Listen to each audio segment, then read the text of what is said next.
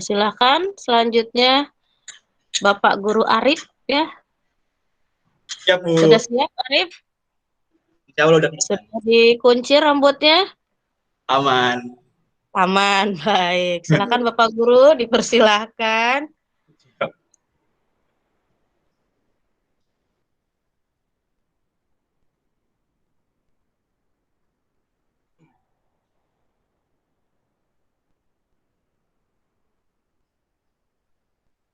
Baik.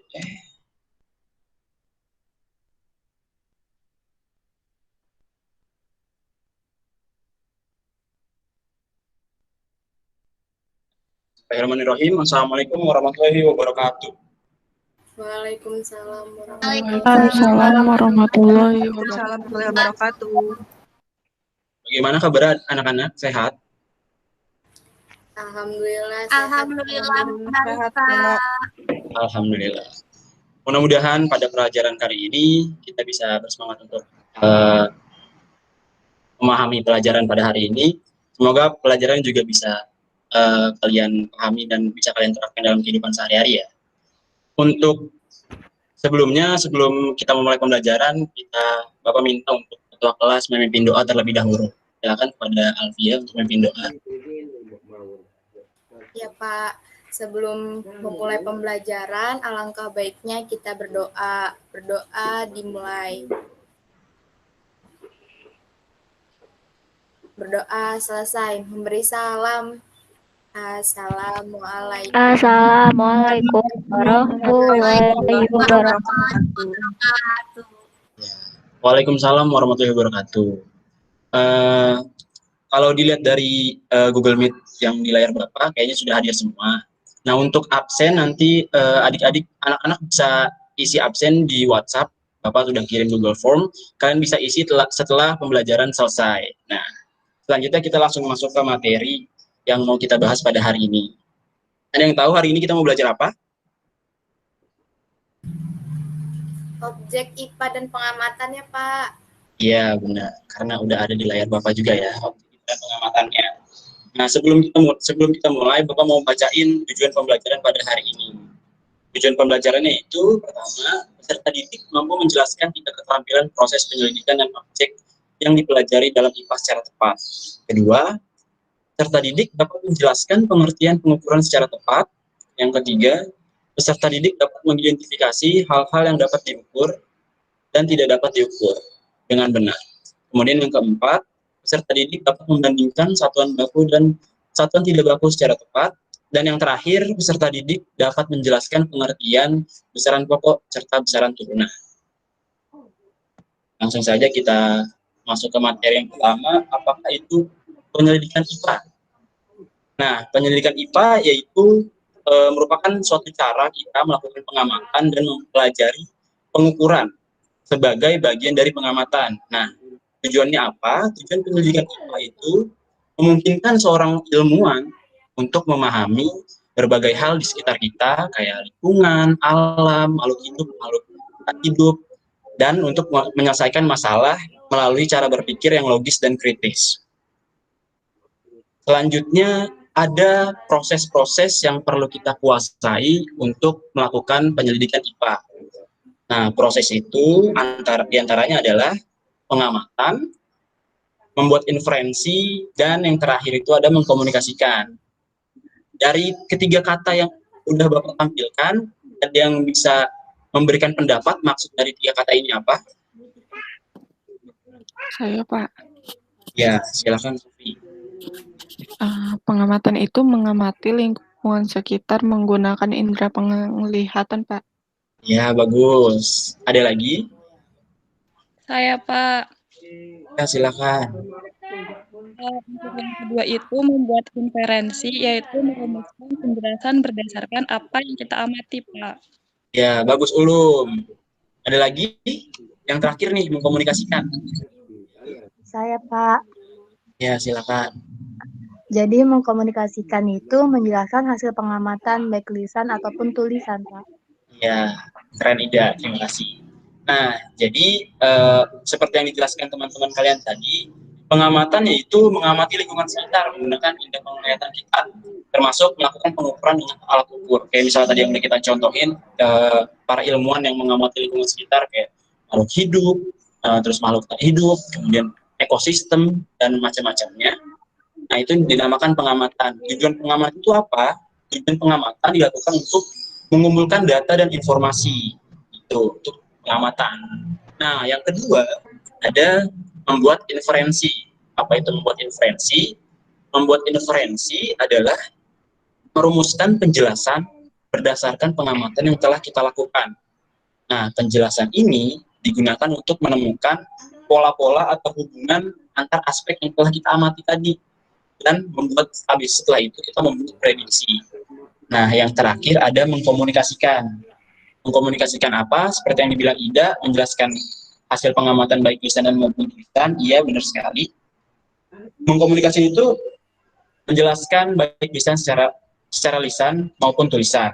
Nah, hal yang dikomunikasikan itu berupa data yang telah kita lakukan ketika pengamatan, serta yang kita olah ketika kita melakukan yang tadi membuat inferensi. Nah, itu datanya itu bisa berupa apa? Datanya itu bisa berupa bentuk tabel, grafik, bagan, atau gambar yang relevan. Nah, selanjutnya kita masuk ke materi selanjutnya, yaitu pengukuran. Nah, apakah pengukuran merupakan bagian dari pengamatan? Ya, seperti yang tadi Bapak udah jelaskan, bahwa dalam pengamatan juga kita melakukan pengukuran dengan alat-alat ukur yang sesuai. Nah, lalu apa itu pengukuran ya? Pengukuran adalah kegiatan membandingkan suatu besaran yang diukur dengan besaran sejenis yang dipakai sebagai satuan. Nah, misalnya apa? Misalnya kalian melakukan pengukuran panjang meja menggunakan jengkal kalian. Nah, itu merupakan membandingkan panjang meja dengan satuan ukur yang lain, yaitu jengkal kalian. Nah, sebagai hasilnya panjang meja misalnya sama dengan 6 kali jengkal kalian. Tuh. Nah, sekarang Bapak mau tanya, di sini ada yang pernah ngukur meja atau lemari dengan menggunakan jengkal tangan? Pernah, Pak. Pernah, Pak. Pernah. Nah, ya. Menurut kalian, hasil pengukuran jengkal tangan kalian dengan teman kalian bakalan sama atau enggak? Beda, Pak. Beda, Beda, Pak. Beda. Nah, kenapa beda? Kenapa pengukuran menggunakan jengkal tangan, menggunakan jengkal tangan kalian dan teman kalian berbeda? Karena tangan kalian dengan tangan teman kalian itu tidak sama. Nah, kemudian Bapak mau tanya lagi, pernahkah kalian mengukur misalnya hal yang sama? Kita coba ukur meja juga. Pernahkah kalian mengukur meja menggunakan penggaris? Atau mengukur benda-benda kayak lemari, bingkai foto menggunakan penggaris? Pernah, Pak. Pernah, Pak. Nah, apakah hasil antara hasil pengukuran kalian dengan teman kalian bakalan sama jika kalian menggunakan penggaris? Sama, Pak. Sama. Sama, Pak. Nah, iya. Kenapa bisa sama? Karena alat ukur penggaris merupakan salah satu alat untuk mengukur dan memiliki satuan baku. Nah, dari sini kita bisa tahu terdapat dua macam satuan. Nah, terdapat satuan baku, satuan tidak baku. Satuan baku adalah satuan yang disepakati dan diakui oleh semua orang secara internasional. Contohnya itu ada misalnya pada besaran panjang kita bisa punya sentimeter, meter, dan kilometer. Alat ukurnya bisa penggaris, mistar, jangka sorong, meteran. Tuh. Nah, selanjutnya untuk satuan tidak baku, untuk pada besaran panjang kita punya jengkal, pipa, dan hasta. Ada yang tahu hasta apa? Hasta itu kalau kita mengukur, biasanya kita mengukur dinding menggunakan 2 kali lengan kita. Kayak gini, itu namanya hasta. Nah, Coba kalian bayangkan ketika pengukuran di seluruh dunia kita menggunakan satuan baku. Misalnya kalian mau bikin baju, kalian mau bikin gaun buat kalian nanti pergi kondangan ke acara keluarga kalian, kalian bilang ke penjahitnya, Pak, saya mau buat baju, tapi ukuran bajunya 6 jengkal ya Pak. Nah, pasti hasil bajunya juga nggak akan sesuai dengan perkiraan kalian, karena jengkal kalian dan jengkal penjahit bakalan beda. Kalian masih remaja dan penjahitnya sudah dewasa, jadi jengkalnya juga bakalan beda.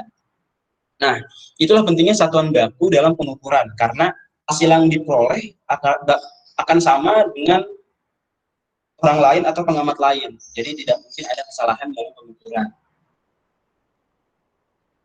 Selanjutnya itu kita mau bahas besaran. Nah, besaran itu apa? Besaran adalah sesuatu yang dapat diukur dan dinyatakan dengan angka. Ada yang tahu ada berapa macam besaran? Ada 2, Pak. Ya, apa aja coba? Besaran pokok dan besaran satuan, Pak. Iya. Ada besaran turunan, Pak. Iya, benar. Ada besaran pokok dan besaran turunan. Nah, besaran pokok itu apa? Besaran pokok itu adalah besaran yang satuannya telah ditetapkan terlebih dahulu dan tidak diturunkan dari besaran lain. Di sini Bapak udah punya tabel besaran pokok. Nah, ada 7 diantaranya besaran pokok yang perlu kita ketahui dan wajib kita ketahui. Di antaranya itu ada untuk besaran pokok panjang, satuannya itu meter dan simbol satuannya itu M. Kemudian besaran pokok massa, satuannya itu kilogram, simbol satuannya kg. Untuk besaran pokok waktu, satuannya itu second, dan simbol satuannya itu S. Selanjutnya kuat arus, satuannya itu ampere, lambangnya itu A besar. Kemudian suhu, satuannya Kelvin, simbol satuannya K.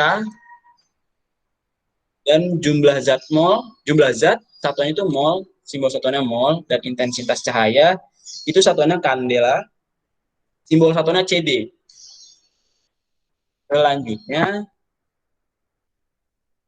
itu besaran turunan. Besaran turunan itu apa? Besaran turunan ialah besaran-besaran yang dapat diukur selain 7 besaran pokok di atas, atau bisa kita sebut besaran turunan adalah besaran yang diturunkan dari besaran pokok. Ada apa aja? Besaran turunan itu ada, ini beberapa contohnya ya. Yang bisa kalian lihat, nanti kalian bisa cari lagi di internet. Besaran turunan itu contohnya ada luas, satuan itu meter persegi, simbolnya itu M pangkat 2. Kemudian ada volume. Volume itu satuannya meter kubik, simbol satuannya M pangkat 3. Kemudian ada gaya. Gaya itu satuannya watt, simbol satuannya W besar. Kemudian ada tekanan itu satuannya Pascal, simbol satuannya PA, P-nya besar, A-nya kecil. Nah, sekarang Bapak mau tanya, apakah ada yang bisa menyebutkan contoh benda atau hal apa saja yang bisa diukur dan tidak bisa diukur?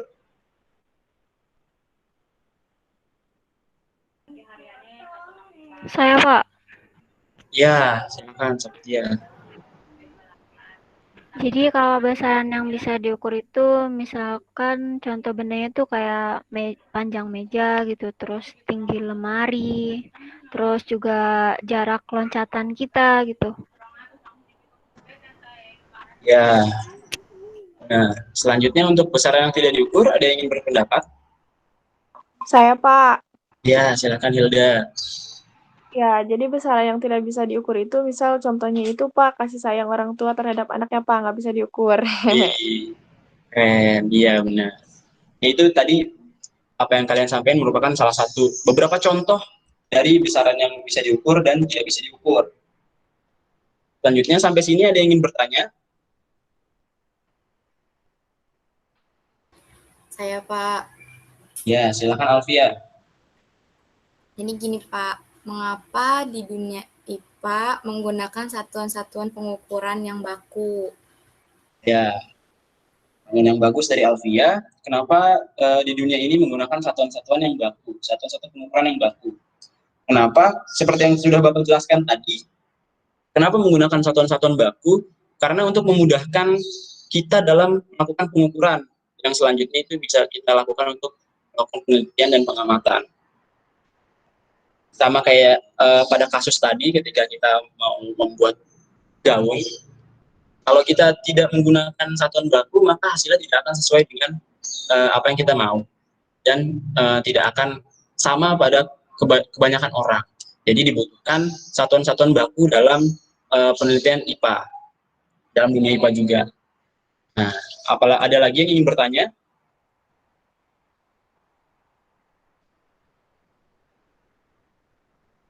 Cukup, Pak. Cukup. Baik. Cukup, Pak. Ya, sebelum Bapak tutup, sebagai ganti dari kuis hari ini, karena ada terkendala satu dan lain hal, ini ada uji kompetensi yang bisa kalian kerjakan nanti setelah pembelajaran, dikumpulkan besok pukul 12 siang, kalian kirim via WhatsApp berupa PDF ya. Soal-soalnya kalian kerjakan secara individu, kemudian kalian kumpulkan ke WhatsApp group yang ada, yang kita punya. Jadi kalian kumpulkan dalam bentuk PDF. Nah, pas sampai sini, ada yang ingin bertanya lagi untuk uji kompetensi? Cukup, Pak. Cukup, Oke. Pak. Cukup, Pak. Ya. Kalau cukup, Bapak minta 2 orang untuk membuat kesimpulan pada pelajaran hari ini. Kan? Apakah ada yang ingin membuat kesimpulan? Saya, Pak, izin menyimpulkan. Ya, silakan dia. Jadi, di pengukuran itu adalah kegiatan membandingkan suatu besaran yang diukur dengan besaran sejenis yang dipakai sebagai satuan, dan juga terdapat 2 macam besaran, yaitu besaran pokok dan besaran turunan. Sudah, Pak. Terima kasih dia, keren. Selanjutnya ada lagi yang ingin memberikan kesimpulan? Izin menambahkan kesimpulannya, Pak. Silakan ada. Jadi, besaran pokok adalah besaran yang satuannya telah ditetapkan terlebih dahulu dan tidak diturunkan dari besaran lainnya. Sedangkan besaran turunan itu besaran yang diturunkan dari besaran pokok, Pak. Ya, keren. Terima kasih Nada atas kesimpulannya. Terima kasih untuk dia dan Nada untuk telah memberikan kesimpulan pembelajaran pada hari ini. Karena pembelajaran telah selesai, maka pertemuan hari ini Bapak cukupkan dulu. Jangan lupa tugas yang tadi, uji kompetensi ini kalian kerjakan di rumah masing-masing secara individu.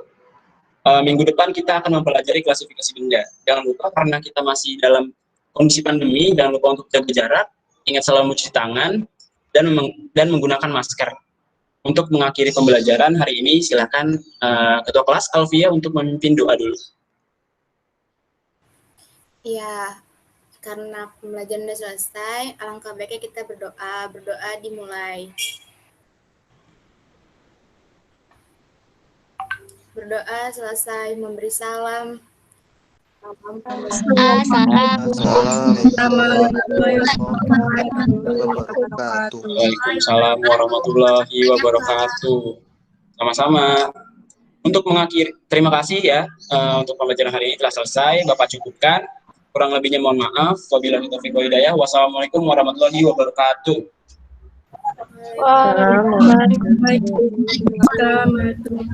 Waalaikumsalam warahmatullahi wabarakatuh. Baik, tadi Bapak Guru Arif sudah selesai. Nah, ini saatnya kita mengomentari Bu Guru Dea dan Pak Guru Arif. Silakan yang mau memberikan komentar, Ibu bebaskan terlebih dahulu sebelum Ibu tunjuk kalau nggak ada yang komen. Silakan.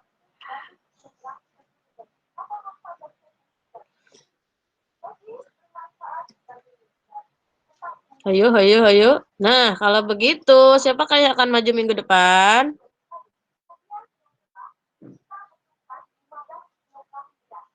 Yang maju minggu depan siapa ini? Saya, Bu. Ayo. Siapa? Ulum sama Rahida, Bu. Ulum sama Rahida. Oke, silakan kasih komennya.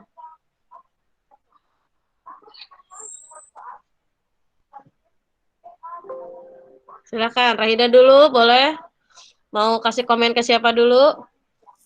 Mau ke Ibu Guru atau ke Bapak Guru? Ke Bu Guru dulu, Bu. Ya, silakan. Kalau buat Dea, sebenarnya udah bagus ngajarnya. Kemudian medianya juga udah bagus gunain PPT. Terus interaksi antara guru dan siswanya juga udah bagus karena udah diseringin sama tanya jawab. Tapi pas waktu di awal pembelajaran nggak tahu saya yang nggak kedengar atau gimana, tapi belum nanyain materi di pertemuan sebelumnya. Terus mungkin karena Elin tadi pakai 2 perangkat, antara mic sama gambar itu kalau di saya agak balapan gitu Bu, jadi nggak terlalu kelihatan gesturnya. Terus sama awal pas di penjelasan materi itu intonasinya udah bagus, tapi pas waktu lagi di pertengahan lagi jelasin materi agak kecepatan gitu Bu. Tapi selebihnya udah bagus.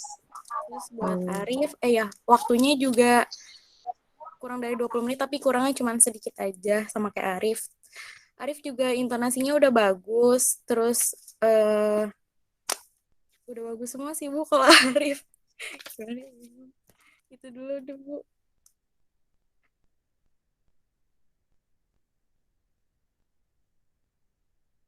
Oke, cukup itu aja. Oke, silakan Ulum, mana Ulum? Cukup ya Bu.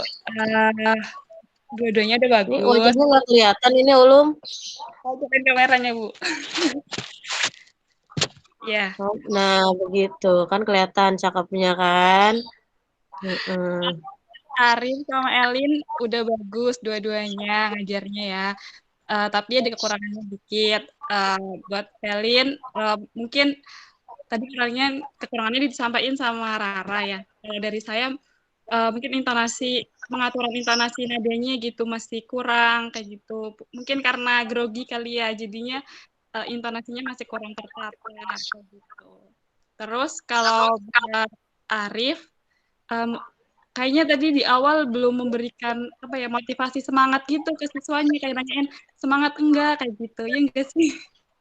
Terus di kegiatan persepsinya itu belum ngajak siswanya buat ikut mempelajari materinya itu kayak Elin kan di awal tuh kayak nanyain gitu, terus ngajak siswanya buat ngikutin pembelajaran di hari ini kayak gitu.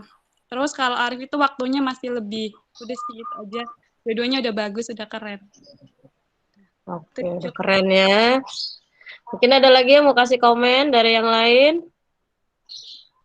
Silahkan kasih komen nih yang lain, boleh untuk masukan, untuk perbaikannya. Ibu Hilda mau. Oke, silakan Hilda. Ini wajahnya mana Hilda? Iya Bu, ada. Lupa kan. Kita ngecek, jangan mau mandi kan Hilda ya. Iya Bu, kalau untuk Dea secara keseluruhan dari segi struktur RPP-nya udah bagus, udah menyeluruh semua gitu. Nah, cuman sarannya di gestur aja sih Bu. Jadi tadi kurang kelihatan setengah badannya gitu. Jadi cuma kelihatan mukanya aja gitu. Emang sih udah terlihat ekspresinya Bu, tapi gerakan tangan sama yang lainnya belum gitu. Kalau dari segi intonasi mungkin udah disampaikan sama Ulum sama Rara. Nah, kalau misalkan untuk Arif, itu benar tadi yang dibilang sama Ulum, kalau persepsinya itu belum terlihat gitu, Bu. Jadi ada mungkin, tapi belum terlihat secara jelas gitu, ngajak anak-anaknya. Terus tadi mungkin Arif kelepasan juga ada penyebutan adik-adik, terus kalian, terus anak-anak gitu. Jadi ada sekali sih Bu, jadi agaknya nggak konsisten gitu, mau nyebutnya apa gitu. Terus sebenarnya Arif tuh udah bagus interaktif gitu ya Bu, banyak pertanyaan yang dilemparkan ke ke anak-anaknya itu, cuman ya banyak pertanyaan yang memang langsung dijawab sendiri gitu tanpa memberikan kesempatan sama anak-anaknya buat ngejawab. Kalau misalkan secara keseluruhan udah bagus sih Arif Bu, dari awal sampai akhir semuanya udah terpenuhi gitu dari segi struktur RPP-nya. Terima kasih Bu. Oke, ada lagi? Satu lagi kasih masukan. Saya Bu. Oke, Zalza, silahkan. Ya kalau buat Elin udah disampaikan semua ya, mungkin diperbaiki dari intonasi sama kalau di Zalza tadi di awal-awal tuh malah nggak ada mukanya gitu loh Bu, jadi belum kelihatan di kameranya dari pas awal, tapi pertengahan ada gitu. Nggak tahu mungkin HP-nya apa gimana. Selebihnya udah bagus, cuman mungkin ya yang dikatain tadi sama Ulum ya kalau nggak salah, jadi di tengah-tengah itu lumayan agak cepet gitu, mungkin ngejar waktu apa gimana gitu, jadi kurang bisa nangkep gitu. Nah kalau misalkan untuk Arif, jadi di awal itu kurang itu benar yang dikatain Hilda, kurang ada ngajak siswanya, jadi kitanya itu belum bisa masuk ke pembelajaran gitu, masih bingung maksudnya apa gitu di awal, masih terlalu bingung, malah kenanya itu kita masuknya itu yang pas bagian pertengahan yang kata Arif ngomong soal jengkal, bagian begitu-begitunya. Kalau menurut Zaza lebih baik itu di awal gitu. Mungkin itu aja sih Bu. Selebihnya udah bagus, udah keren. Terima kasih Bu. Oke, terima kasih Zaza. Ada lagi? Cukup? Ini kayaknya penyajinya hari ini senyum-senyum aja, kayak bahagia hari ini sudah presentasi ya. Kayaknya happy sekali. Mungkin mau kasih komentar sedikit, tidak banyak ya. Secara keseluruhan sih dua-duanya udah oke. Seperti biasa mungkin karena jam terbangnya masih perlu ditambah, jadinya mungkin akan lebih halus lagi. Tapi secara keseluruhan antara mengajar dan kesesuaian RPP sudah oke lah kurang lebih ya.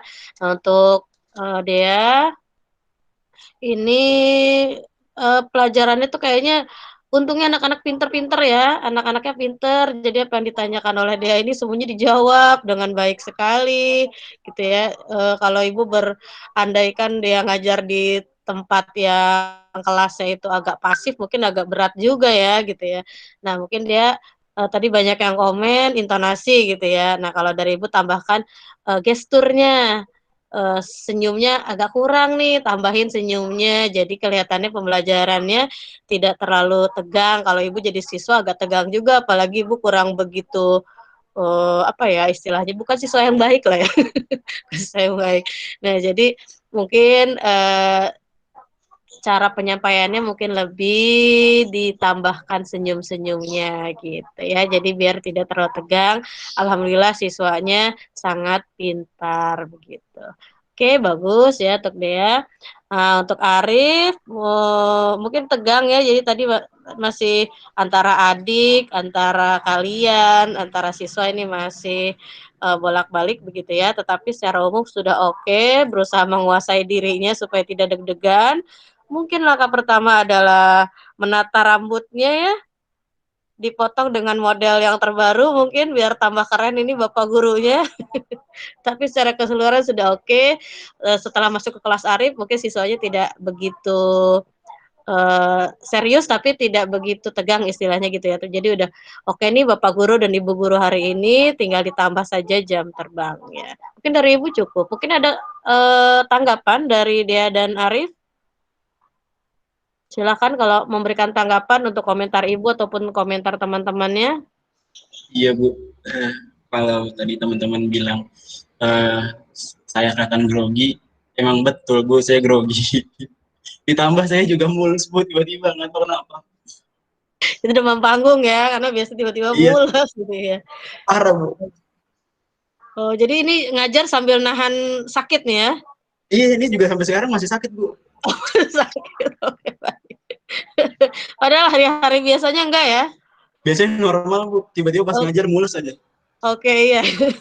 Makanya, iya jadi ternyata dari sisi Pak gurunya juga masuk ya, jadinya ke ngajar juga akhirnya kelihatan juga sama siswanya. Oke, tidak masalah karena masih biasalah kalau mau presentasi tiba-tiba sakit perut. Ya, nanti juga selesai mata kuliah ini perutnya baik-baik lagi nih ya. Iya, insya Allah Bu. Oke. Dia gimana dia? Iya Bu, izin tanggapan ya. Tadi kalau bilang interaksi, iya bener. Pertama interaksinya nggak stabil tuh. Pertama karena gugup kan. Di awal tuh interaksinya lumayan stabil karena anggapnya materinya ya berjalan dengan baik. Terus di tengah-tengah tuh kayak udah mulai agak apa ya panik tapi nggak tahu panik gara-gara apa gitu Bu. Jadi ngomongnya udah mulai cepat-cepat gitu. Jadi kedengarannya mungkin kayak cepet-cepet gitu. Terus Cepet mungkin khawatir waktunya kepanjangan kali ya. Lewatin waktu gitu kan. Ya. Ya itu deh Bu, deg-degan jadi ada yang beberapa miss mungkin kayak ngomongnya kecepatan atau mungkin intonasinya agak melambai turun gitu. Oke, baik. Tapi secara umum sudah oke kok semuanya ya. Ini masalah deg-degan itu adalah yang memang harus dihadapi oleh para calon guru. Oke, ada mau kasih komennya atau kita cukupkan hari ini? Nah, kelihatannya sudah mulasnya berkurang ya semuanya. Oke, baik. Kita cukupkan dulu hari ini. Oke, terima kasih atas praktek mengajar hari ini khusus untuk Dea dan Arif dan untuk semuanya. Semoga menjadi bahan pembelajaran buat kita, buat Ibu juga, menjadi tambah ilmunya, tambah pengalamannya. Luar biasa hari ini. Mohon maaf apabila ada kekurangan dan Ibu ucapkan terima kasihlah kembali. Assalamualaikum warahmatullahi wabarakatuh. Waalaikumsalam warahmatullahi wabarakatuh. Ibu izin live ya, jangan lupa lembar kerjanya dikirimkan seperti biasa. Oke, terima kasih. Ya, Bu.